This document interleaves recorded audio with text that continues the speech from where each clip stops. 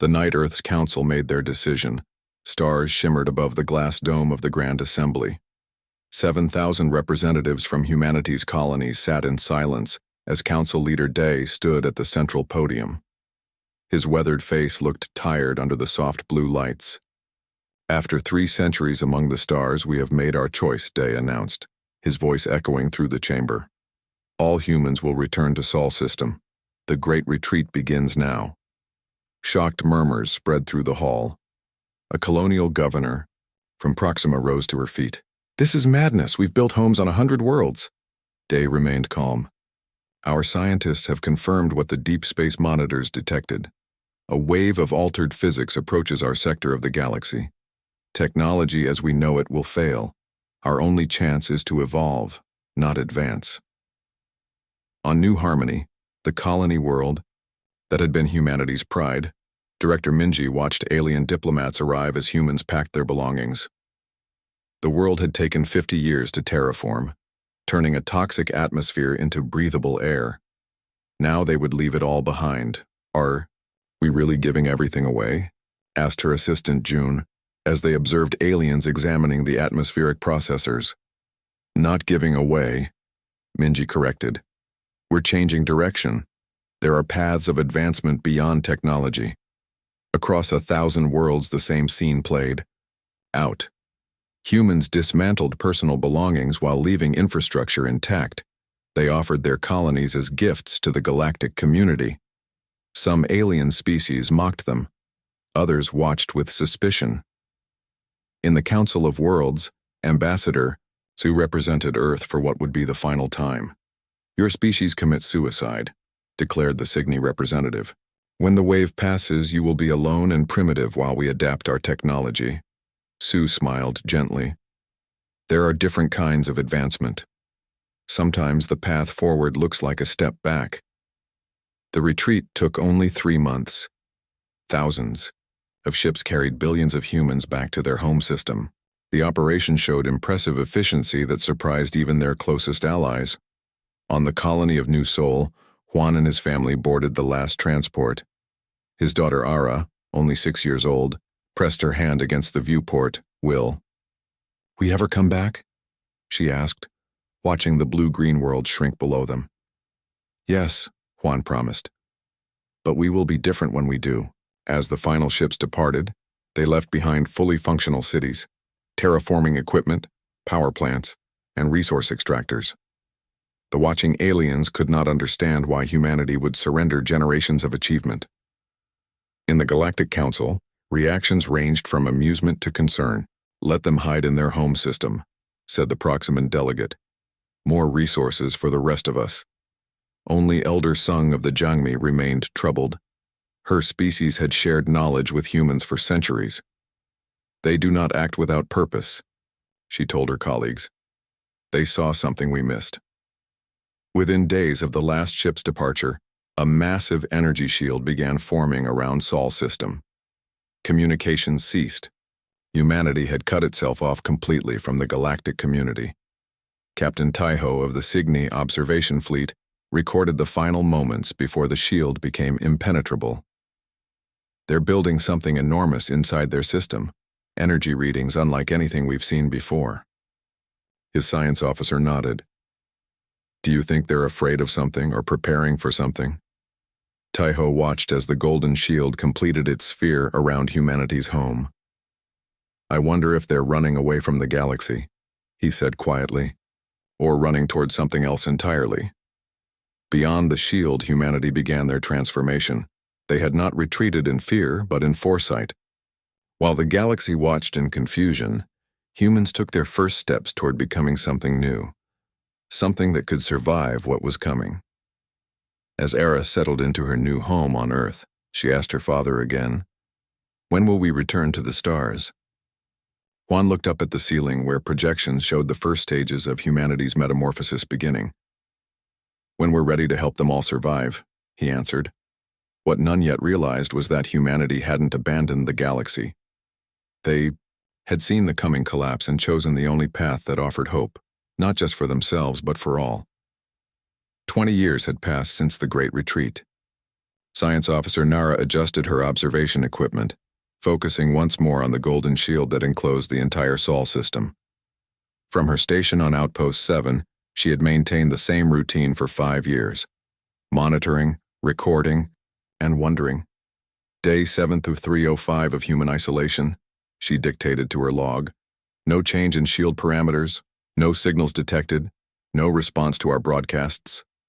The soft blue light of her console reflected off her tired face. What had once been an exciting assignment had become a tedious vigil, yet something kept her fascinated with the mystery of humanity's disappearance. Captain Kwan entered the observation deck, his uniform crisp despite the late hour. Anything new to report? Nothing visible, sir, Nara replied. But the energy readings inside the shield continue to grow stronger. They're building something enormous. Kwan frowned. The council grows impatient. Some believe humans have all died inside their barrier. With respect, sir, that's unlikely, Nara said, pointing to her readings. These energy signatures suggest massive construction. Whatever they're doing, they're very much alive. Across the galaxy, other species debated humanity's strange behavior. In the Proximan Senate, Admiral Tejo pounded his fist on the podium. We must know what they hide, he shouted to the assembled senators.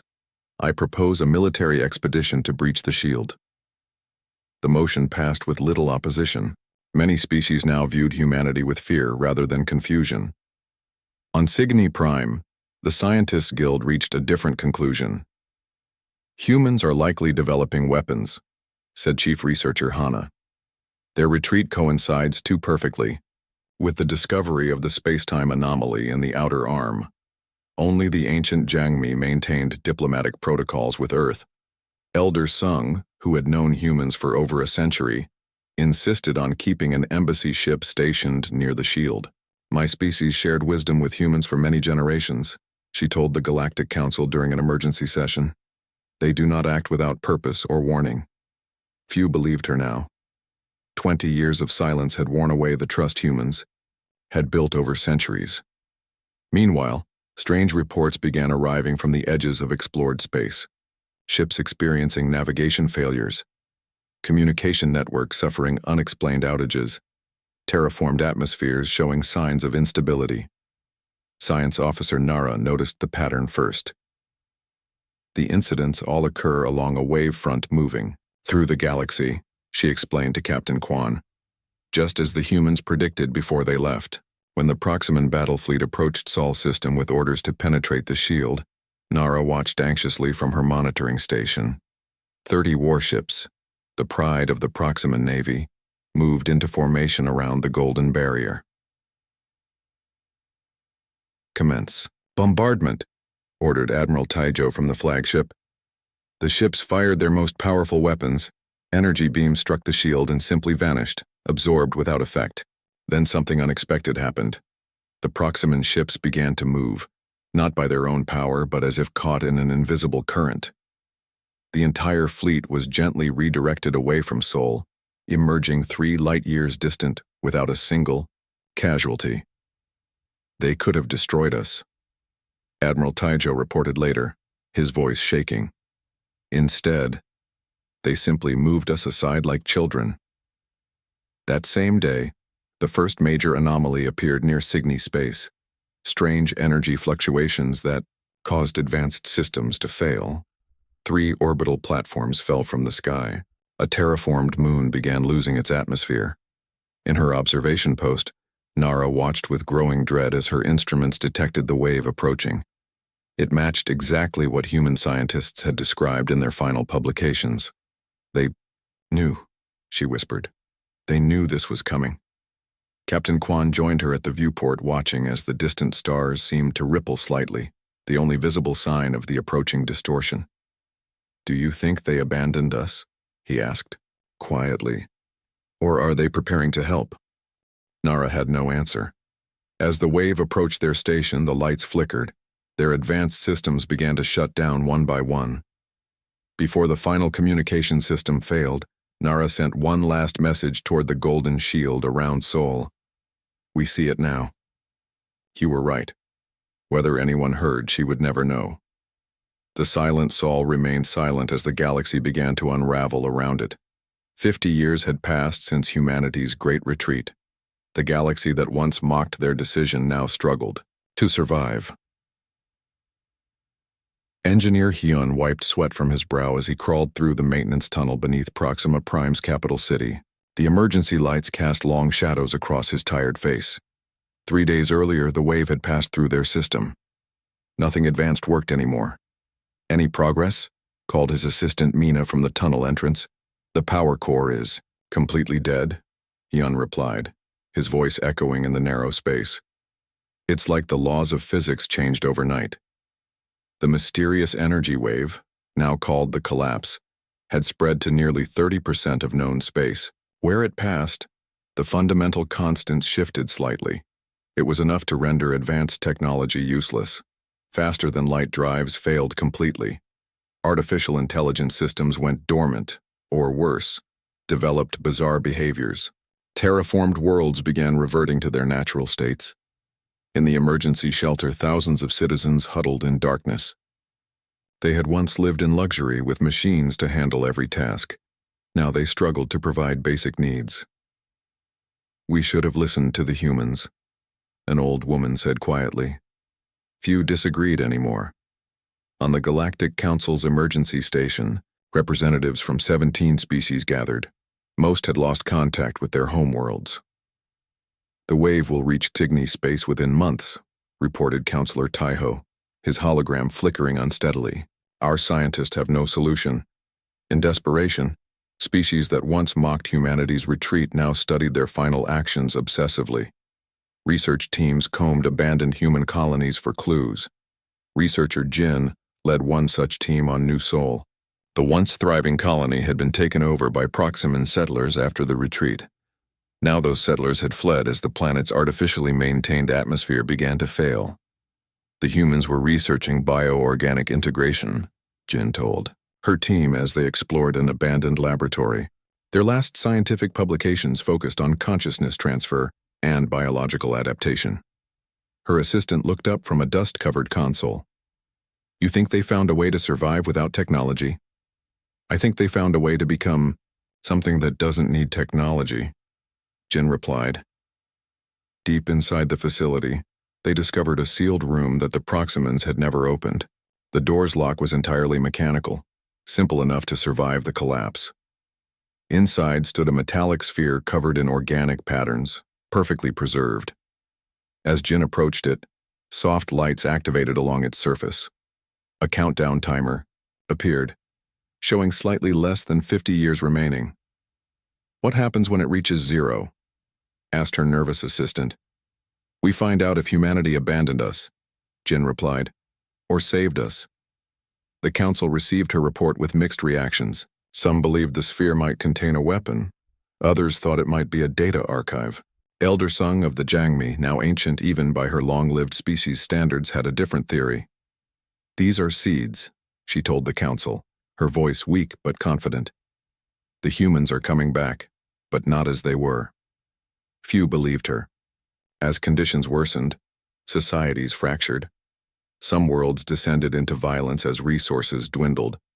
Others managed an orderly regression to simpler technologies. The great galactic community that had once spanned thousands of worlds shrank to isolated pockets of civilization. Captain Yoon of the last functional Proximan vessel recorded the decline in his log. Day 215 since the collapse reached our world. We've adapted steam technology for basic transportation. The orbital colonies have been evacuated. 3 billion people now crowd our cities. Food shortages begin next month. His ship drifted through what had once been the busiest trade route in the quadrant. Now it was empty except for abandoned vessels. In his darkest moments, Yoon cursed the humans for leaving. In his wiser moments, he wondered what they had become.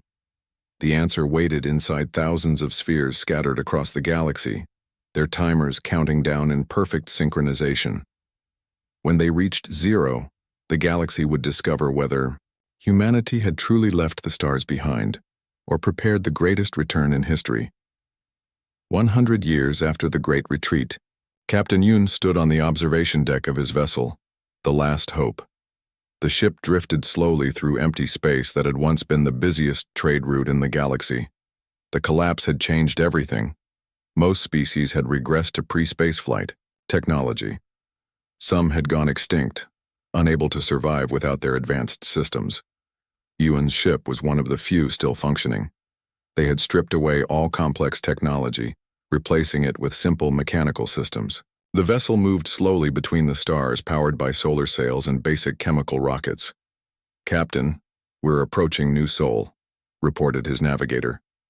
"Visual range in 10 minutes. Yuan nodded silently. Once, New Sol had been humanity's proudest colony. After the retreat, it had been claimed by Proximan settlers. Now it was just another struggling world. As they entered orbit, Yuan's crew gathered at the viewports. The planet below still showed signs of its former glory, sprawling cities and vast farmlands. But many areas had returned to wilderness as the terraforming systems failed. Then, a signal pinged on their simple radio receiver. "That's impossible," whispered the communications officer. "No one on New Sol has working transmitters anymore." The countdown had reached 0. Across the planet's surface, the sealed human spheres that had waited for a century began to activate. Han watched in awe as thousands of luminescent points appeared on the night side of the planet. The spheres were opening, releasing swarms of glowing spores that rose into the atmosphere. "Should we leave?" asked his first officer, voice trembling. "No," Yun decided. "We watch." The spores gathered in the upper atmosphere, forming swirling patterns before descending to the surface in concentrated streams. Where they touched down, they began to take shape, humanoid forms glowing with inner light. Yun ordered his ship to land near the largest concentration. As they approached, he saw them clearly for the first time. They were humans, but changed. Their skin contained patterns like living circuitry. Their eyes reflected light like a cat's. They moved with impossible grace in the planet's gravity. A group approached the ship as it landed. Yun stepped cautiously down the ramp, accompanied by 2 security officers. A transformed human stepped forward. She looked mostly human, with delicate features and dark hair, but her skin shimmered with subtle patterns that shifted as she moved. "I am Suk," she said in perfect Proximan. "We have been waiting for this moment." "You're human?" Yun asked, though he already knew the answer. "We were human," Suk replied. "Now we are what humanity became. We foresaw the collapse.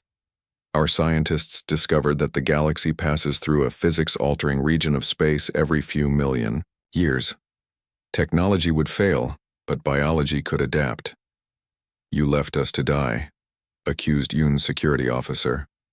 "No," Suk replied gently.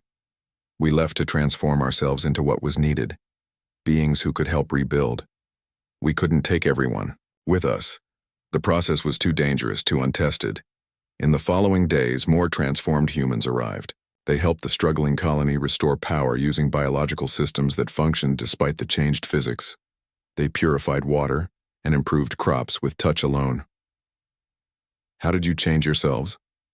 Yun asked Suk as they watched new bioluminescent plants grow along the colony's main street, providing light without electricity. "We merged with our technology instead of remaining dependent on it," she explained. "We became the machines we once built. Our bodies can photosynthesize. Our minds can communicate without devices. We breathe different atmospheres. We withstand radiation." News spread quickly. Other worlds reported the same phenomenon. Transformed humans arriving from sealed spheres, helping rebuild civilization with biological technology. Then came the most surprising news of all. The shield around Sol system had disappeared. Observers reported Earth transformed into something unprecedented, a living planet organism housing billions of transformed human minds. Humanity had not left the stars behind after all. They had simply changed form to better navigate them. 200 years after the Great Retreat, the galaxy looked nothing like before. On what had once been New Sol, now called Haven, people from 50 different species gathered in the central plaza. The massive living structure that housed the Galactic Congress pulsed with gentle bioluminescence, its walls made of engineered tissue that filtered air and regulated temperature without machinery. Representative Minho walked through the crowd, his transformed human body drawing curious glances from newer arrivals. Like all transformed humans, his skin contained subtle patterns that shifted with his thoughts. His eyes could see wavelengths invisible to most species. "The first full Congress since the collapse," said Elder Bomi, falling into step beside him. Once known as Jin before her transformation through human methods, she now served as the link between her people and humanity. "Did you ever imagine we would recover this quickly?" Minho asked. "Never," she admitted. "When the collapse first hit Proxima, we thought civilization had ended. Inside the living chamber, delegates from across the galaxy took their places. Some wore simple cloth garments. Others displayed the biological enhancements that humans had helped them develop. Photosynthetic skin patches, multispectrum eyes, adapted lungs. Minho took the center position and raised his hands. The chamber quieted. 2 centuries ago, humanity left the stars behind," he began. "Many thought we had abandoned you. Others believed we had gone extinct. The truth was simpler. We needed to change to help you survive what was coming." A Cygni representative stood. "My grandparents told stories of cursing humans for deserting the galaxy. Now we understand you never left. You evolved. The old hierarchy is gone," Minho continued. "Those who once ruled through technological might now learn from species they once dismissed as primitive. The Jangmi, who always valued biological adaptation over machines, now teach us all." The Congress discussed the progress of the recovery. Over 1,000 worlds had established stable biological technologies. Transformed humans had traveled to the most affected regions, teaching species to adapt as they had. "Our greatest work lies ahead," Minho told them as the session concluded. "The physics wave will return in 10,000 years. By then we must be ready, all of us together." After the Congress, Minho traveled to the edge of the solar system where the most ambitious project yet was underway. In orbit, around a dying star, transformed humans and their alien partners prepared for organic stellar engineering. Captain Yoon, now transformed himself after accepting humanity's gift, met Minho at the observation platform. "Will it work?" Yoon asked, looking at the massive seed ships preparing to enter the failing star. "It must," Minho replied. "A living star can withstand the physics changes in ways that natural ones cannot." They watched as the seed ships, massive, living vessels containing engineered organisms, began their descent into the stellar atmosphere. The organisms were designed to stabilize the fusion process, essentially turning the star itself into a living entity. "I never believed in your people," Yoon admitted.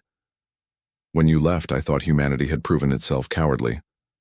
"Many thought that," Minho said without judgment. "We couldn't explain our plan. You wouldn't have believed us.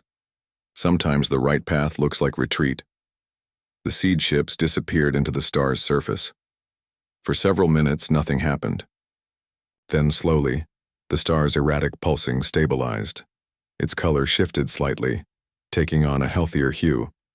"The first living star," Yoon whispered in awe. "The first of many," Minho corrected. "When the next wave comes, these stars will continue, burning while normal ones falter. They will be havens of stable physics." As they watched, ships of living tissue, the new vessels of this transformed age, gathered around the star. Each carried representatives from different species, all working together in ways once unimaginable. "Humanity left the stars behind," Yoon said, recalling the old saying with new understanding. "And the galaxy was never the same." "We never truly left," Minho replied. "We simply became what the stars needed us to be." Below them, the living star pulsed with new energy, the heart of a galaxy learning to beat in a different rhythm.